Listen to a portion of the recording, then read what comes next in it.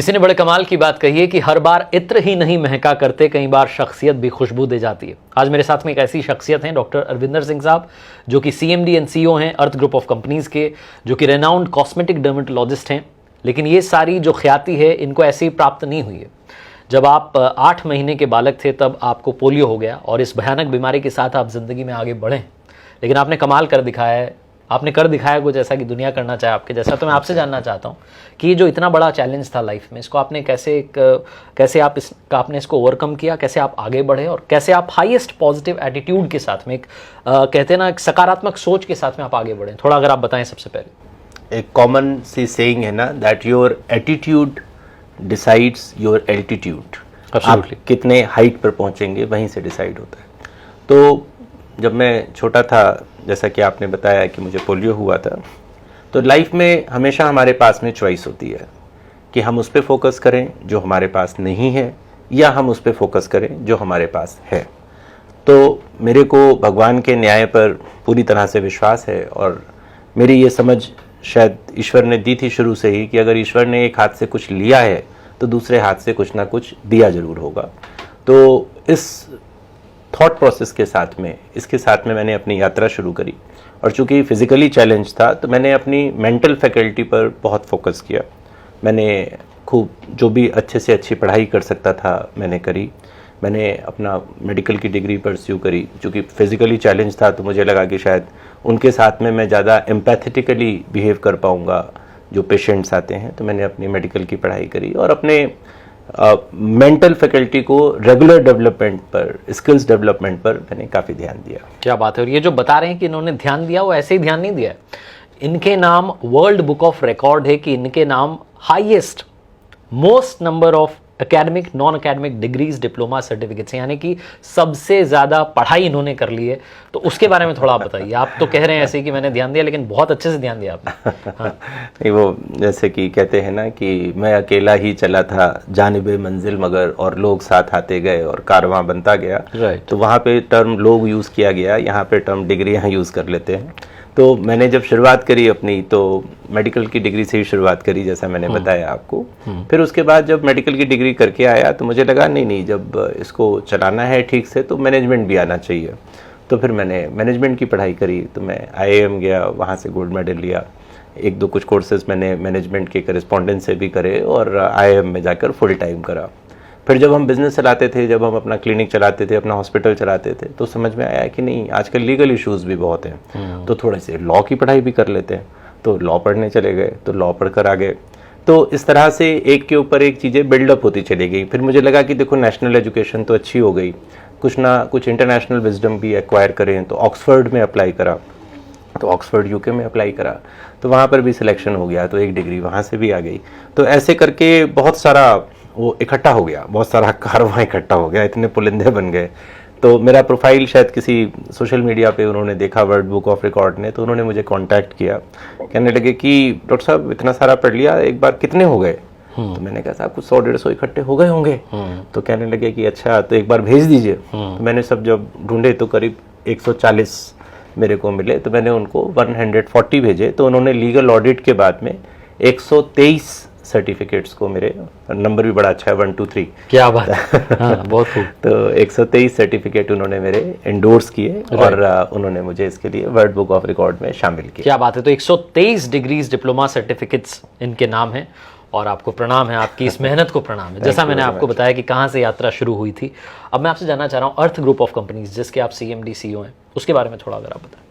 Earth group of company की स्थापना हमने 2013 में करी, और इसके अंदर हमारा डायग्नोस्टिक विंग है, जिसके अंदर जो क्वालिटी एक्रेडिटेड है NABL, NABH से, इसके साथ में MRI है, CT स्कैन है, सोनोग्राफीज़ हैं, पैथोलॉजी है। हमारे 44 कलेक्शन सेंटर्स हैं। तो ये साउथ राजस्थान की लार्जेस्ट ब्रांड है इनटू द डायग्नोस्टिक फील्ड। अभी कुछ समय पहले ही हमने वेंचर आउट करा कॉस्मेटिक डर्मेटोलॉजी में, है ना, खूबसूरत दिखने की कला, एंटी एजिंग की कला, उसके अंदर हमने वेंचर आउट करा। फिर हमने कहा थोड़ा सा फिट भी करते हैं लोगों को, तो हमने अर्थ फिटनेस की स्थापना भी की, जिसके अंदर जिम्नेशियम है, बहुत सारी टेक्नोलॉजीज़ हैं जिससे हम अपने को फिट रख सकते हैं। अभी हम एक एजुकेशनल इंस्टीट्यूट भी लेकर आ रहे हैं, तो सब मिलाकर एक 360 डिग्री हमने इंतजाम किए कि क्या बात, हमारी कंपनी अर्थ ग्रुप आगे से आगे जा सके। क्या बात है। तो अर्थ का अर्थ बहुत सुंदर है। मैं आपसे भी ये जानना चाह रहा हूँ, डॉक्टर होने के साथ साथ एंटरप्रेन्योर भी, जैसे आप बता रहे हैं कि भी 360 डिग्री जो है उसको आपने कैप्चर करने की कोशिश की, तो कैसे आप मैनेज कर पाते हैं इन दोनों प्रोफेशंस को? मैनेजमेंट में ट्रेंड हूँ, IIM से ट्रेंड हूँ, तो हाँ, जो मैं महसूस करता हूँ कि आपको मैनेजमेंट के लिए फर्स्ट ऑफ ऑल आपको जेन्युइन होना बहुत ज़रूरी है, आपके अंदर ईमानदारी होना बहुत ज़रूरी है ना, क्योंकि ये जो पब्लिक है सब जानती है। तो हमें जो है एक जेन्युइननेस चाहिए और साथ में एक टीम वर्क जरूर चाहिए, है ना। सिकंदर भी अकेला फतेह नहीं कर सकता था दुनिया, उसको एक पूरी टीम की ज़रूरत थी। तो जब सिकंदर अकेला नहीं कर सकता था तो मेरी क्या बिसात है। तो मेरे साथ में टीम है बहुत अच्छी जो सब कुछ मैनेज करती है। आज मैं सेलिब्रिटी आरजे कार्तिक के साथ बैठा हुआ हूँ और वहाँ पर काम चल रहा है, तो ये टीम है जो मैनेज करती है। तो मैनेजमेंट के लिए आपको एक लॉयल डेडिकेटेड लोगों का साथ चाहिए जो आपके लिए आपके बिहाफ पर अपना समझ के, और उनको उस अपनत्व की फीलिंग भी देनी पड़ती है। उस अपनत्व के साथ में वो आपके साथ जुड़ें तो आपकी ग्रोथ डेफिनेटली होती है। क्या बात है। और वो जो टीम है वही एक परिवार बन जाता है आपका, और अपने परिवार के प्यार के साथ ही आप कमाल कर सकते हैं, ऐसा मैं कहता हूँ अक्सर। बिल्कुल। और अब मैं आपको एक चीज़ हमारे व्यूअर्स को बताना चाहता हूँ, आपसे जानना चाहता हूँ, जब ये इतनी सारे कोर्सेज कर रहे थे, इतनी सारी डिग्रीज डिप्लोमा सर्टिफिकेट्स की तैयारी कर रहे थे, तो स्कॉटलैंड से आपके पास बड़ा अच्छा ऑफर आया था, लेकिन आपने उनको मना किया और आपने कहा मैं अपनी मातृभूमि जो है उससे बहुत मोहब्बत करता हूँ, वहीं रह करके काम करना चाहता हूँ। उसके बारे में थोड़ा अगर आप बताएं। 2008 की बात है ये। 2006 में मैंने कैट क्लियर किया था और 2007-9 बैच IIM में मेरा एडमिशन हुआ था। तो उस समय 2008 में अगर हम ध्यान करें तो उस समय रिसेशन आया था, तो ये इन्वेस्टमेंट बैंकिंग और ये सब के पैकेजेस एकदम से ड्रॉप डाउन हुए थे। पर जैसा कि हम सब जानते हैं कि मेडिकल और एजुकेशन ये दो फील्ड हमेशा चलती हैं। तो उस समय मेरे पास IIM का हाईएस्ट 90 लाख रुपए का पैकेज आया था स्कॉटलैंड से। तो वो चाह रहे थे कि मैं स्कॉटलैंड शिफ्ट हो जाऊं और वहाँ पे रॉयल विक्टोरिया हॉस्पिटल है उनके साथ में मैं काम करूं, और उनके साथ एक नॉन टर्मिनेबल कॉन्ट्रैक्ट भी मुझे साइन करना था। तो जिस देश ने मुझे इतना कुछ दिया, जहाँ से मैंने शुरुआत करी, जहाँ से मैं बड़ा हुआ, तो जब सब आप पढ़ लिख गए और उसके बाद आप देश छोड़ के चले जाइए, तो ये तो हाँ, ये तो ब्रेन ड्रेन हो गया ना। उस इंटेलेक्ट की, उस पढ़ाई की, उस स्किल को आप अपने देश के अपलिफ्टमेंट में यूज़ करें, आप उसको इकोनॉमी ग्रो करने में यूज़ करें, तभी तो पे बैक होगा ना। तो मुझे लगा कि ये जाना बिल्कुल भी ठीक नहीं होगा, और ईश्वर चाहेगा तो 90 लाख क्या, उससे भी कहीं बड़ी इकोनॉमी हम यहाँ पे जनरेट कर पाएंगे, और वो हमने करके दिखाई। क्या बात है। एंटरप्रेन्योरशिप की बात हो गई, यहाँ तक की यात्रा की बात हो गई, लेकिन आप में से बहुत कम लोग शायद जानते हैं कि इन्होंने कमाल कर दिया है। निशानेबाजी में भी गोल्ड मेडलिस्ट हैं, स्कूबा डाइविंग में भी इन्होंने रिकॉर्ड बनाया। तो आप तो धूम मचा रहे हैं, थोड़ा इसके बारे में बताइए। हाँ। देखिए, मन के जीते जीत है और मन के हारे हार। तो जो एक्शंस हैं जो हम करते हैं अपनी लाइफ में, उसका जो ओरिजिन है वो तो देखिए थॉट है ना। जो आज अगर मैंने सोचा और आपने सोचा कि हम दोनों साथ बैठकर इंटरव्यू करेंगे, तभी तो हम यहाँ पर आए। राइट। तो पहला चीज तो थॉट थी ना, हमारी जो सोचने की क्षमता है, जो हमारी इमेजिनेशन की क्षमता है। तो लाइफ के साथ एक्सपेरिमेंट करना बहुत ज़रूरी है। आप अगर अपनी लाइफ के साथ में खेल नहीं रहे हैं, खेलने का मतलब दुस्साहसी होने से नहीं है। अगर मैंने स्कूबा डाइविंग भी करी तो उसको सेफ एनवायरनमेंट में प्रॉपर ट्रेनिंग लेके करी, ऐसे ही नहीं आप समुद्र में कूद जाएंगे, है ना। तो साहस और दुस्साहस में फर्क समझे। तो मुझे लगा कि जब मैं गया, मेरे साथ में करीब 12-15 लोगों का ग्रुप था, तो सब बड़ा डर रहे थे। तो मैंने कहा नहीं, चलो अब मैं करता हूँ। तो फिर मैं उसके अंदर गया और it was a wonderful experience. एक एक्सपीरियंस तो समुद्र के अंदर की शांति का होता है, और एक दूसरा एक्सपीरियंस होता है कि वाह तुमने कर लिया।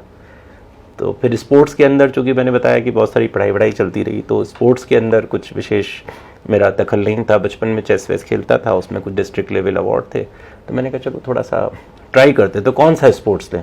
तो चूंकि मैं स्टिक लेके चलता हूँ तो मेरे कंधे स्ट्रांग हैं, तो उन्होंने कहा आप ऐसा करो, पिस्टल शूटिंग में जाके ट्राई करो। और चूंकि वो कॉन्सेंट्रेशन का गेम भी था और स्ट्रांग आर्म्स का गेम भी था, तो ट्राई करा और ईश्वर की कृपा रही कि गोल्ड मेडल मिल गया स्टेट लेवल। क्या बात, क्या बात, बहुत खूब। आपकी बातों में मैं खो चुका हूँ, आपकी इस यात्रा में मैं खो चुका हूँ। और जो आपने बहुत ही खूबसूरत बात कही कि आपके जो थॉट्स होते हैं, आपके जो विचार होते हैं, वही आपके आगे चल करके कर्म बनते हैं, जो आप कर रहे होते हैं, जो क्रिया आप कर रहे होते हैं। अब मैं आपसे थोड़ा सा जानना चाहता हूँ, कॉस्मेटिक डर्मेटोलॉजिस्ट हैं आप, जाने माने, इस क्षेत्र में आगे क्या कदम रखने जा रहे हैं? और आपको बहुत बधाई कि आपको राजस्थान के honourable chief minister, health minister ने सम्मानित किया। कॉस्मेटिक डर्मेटोलॉजी इवॉल्विंग फील्ड है ना। पहले हम समझें कि ये डर्मेटोलॉजी से अलग है। डर्मेटोलॉजिस्ट एक ब्रांच है जो कि स्किन डिजीजेज और इसके अंदर डील करती है, और कॉस्मेटिक डर्मेटोलॉजी जिसके अंदर हम कैसे खूबसूरत दिख सके, हम अपने स्किन को कैसे मेंटेन करें, हमारा जो एजिंग प्रोसेस है हम उसको कितना ज़्यादा स्लो कर सकते हैं, हम कितने लंबे समय तक यंग दिख सकते हैं, ये सारा का सारा कॉस्मेटिक डर्मेटोलॉजी में आता है। इसके लिए मैंने जो भी बेस्ट पॉसिबल एक्रीडिटेशन थे, जिसमें कि सबसे इम्पॉर्टेंट एक्रीडिटेशन है बोर्ड सर्टिफिकेशन। मैंने इंटरनेशनल बोर्ड सर्टिफिकेशन अभी हाल ही में लंदन यूके से प्राप्त किया है, और मैं मास्टर एक्रीडिटेड ट्रेनर भी हूँ उनके लिए, और cosmetic dermatologist and aesthetic physician भी हूँ। इसके अलावा मैंने Sweden, Germany, American association of aesthetic medicine, इन सारे बोर्ड से भी मैंने पढ़ाई करी हुई है। क्या बात है। अगला कौन सा शहर है जहां आप पहुंच रहे हैं? देखिए, अभी उदयपुर में तो हम हैं, और जयपुर के अंदर हम बस आ ही गए। वैशाली नगर में हमारी ब्रांच आ रही है अर्थमरुधर पे, और लखनऊ में हम बहुत जल्दी, जानकीपुरम में हम ऑपरेशनल हो जाएंगे नेक्स्ट मंथ तक, और दिल्ली में भी हमारी ब्रांच जो है अभी कैंट एरिया जो है उस वाले जगह पर हमारी फाइनल हो चुकी है, और आई थिंक 10-15 दिन के अंदर वो भी ऑपरेशनल हो जाएगी। क्या बात है, बहुत सारी बधाइयाँ आपको। Thank you. और अब मैं जाते जाते कुछ सवाल और हैं जो जानना चाह रहा हूँ आपसे। MBBS की बात हो गई, स्पोर्ट्स की बात होगी, मैनेजमेंट की, डिजिटल मार्केटिंग की, आगे कौन सा फील्ड है जहाँ पर आप खुद को एक्सप्लोर करने वाले हैं? अब देखो, उम्र हो गई है अब, नहीं, पर फिर भी एक्सप्लोरेशन चलता रहेगा। 50 से ऊपर की उम्र हो गई अब। Now it is the time to give back. Right. तो मैंने जो है अभी institute of aesthetic medicine, cosmetology और लेज़र की स्थापना करी है। उसका भी हमने एक्रीडिटेशन कराया है अमेरिका के क्वालिटी सिस्टम्स के हिसाब से और लंदन यूके के एक्रीडिटेशन के हिसाब से। तो अब हम इसके अंदर पढ़ाएंगे, है ना। हम इसके अंदर बताएंगे कि इस फील्ड के अंदर आप कैसे ग्रो हो सकते हैं, क्या नई टेक्नोलॉजीज़ हैं, कैसे हम अपने को अच्छे से ट्रेन करें, ग्रूम करें, और सोसाइटी के लिए हेल्पफुल हो जाए। क्या बात है। मैं आपसे पूछने भी वाला था कि ज्ञान बांटने से बढ़ता है, तो सारा ज्ञान रखेंगे, आप बताएंगे भी। तो आपने बताया कि आप शुरुआत करने जा रहे हैं। आखिरी में जाते जाते आपकी लाइफ का क्या मंत्र रहा है? आपने अपनी लाइफ में, अगर आप सम अप करना चाहें, एक बात बताना चाहें जिसने आपको यहाँ तक पहुँचाया, तो वो क्या बात होगी? ये बात मैंने पहले भी कुछ इंटरव्यूज़ में कही है, लेकिन चूंकि आप मुझसे कितनी भी बार पूछ लें कि सूरज किधर से निकलता है, तो मैं बोलूँगा पूरब से निकलता है, तो वो आंसर चेंज नहीं होता है। तो मेरी लाइफ का जो, वैसे तो बड़े सारे मंत्राज होते हैं, एक मंत्र के भरोसे कभी लाइफ नहीं चलती, लेकिन फिर भी चूंकि आपने एक पूछा है तो बता देता हूँ। तो वो कहते हैं कि सेट योर ओन गोल्स। आप अपने लक्ष्य खुद निर्धारित करें, else you will be working for the persons who has set their goals. नहीं तो आपको उन लोगों के लिए काम करना पड़ेगा जिन्होंने अपने लक्ष्य निर्धारित करे हुए हैं।